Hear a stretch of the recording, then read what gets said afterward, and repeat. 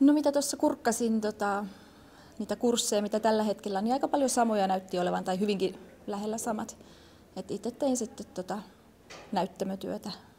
Se oli niinku se pääjuttu sitten. No joo, siis vapaa-ajalla oli musiikki ja sitten täällä koulussa sitten se näyttämötyö, että näytteleminen kiinnosti. Ja ollut ihan pienestä pitäen semmoinen kiinnostuksen kohde, niin täällä sitten pääsi sitä tekemään. Kyllä meiltä otettiin heti luulot pois. Meillä alkoi heti 38 tunnin lukkarilla ensimmäinen jakso ensimmäisenä vuonna, mutta sitten siellä oli heti seassa sitä ilmastaitoa. En muista nyt mikä kurssi, mutta joku tämmöinen valmentava.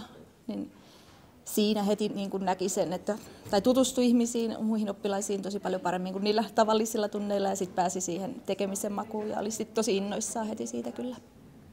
No hyvillä mielin, että se oli hirveän kiireistä aikaa, että oli paljon harrastuksia ja kavereiden kanssa teki sitä tätä ja ja koulussa oli ja se vei paljon aikaa, mutta niin kuin mukavaa aikaa ja Tykki oli ehdottomasti kiva koulu olla, et ei tänne ollut vastenmielistä tulla, vaan kiva tulla kouluun.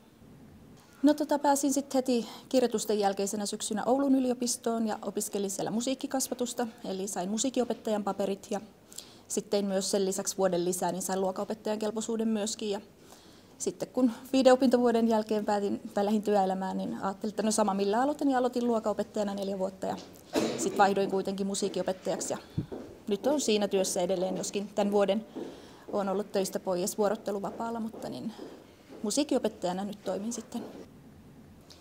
Kyllä varmasti auttoi löytää itseensä, kun sitä nyt kuitenkin nuorena etsii ja kokeilee, että kuka mä oon, niin siihen se ilmastaito oli yksi hyvä väline. Ja sitten mä oon aina ollut hirveän ylpeä siitä, että mä oon ollut Tykissä, että kun tänne ei tulla, vaan tänne päästään.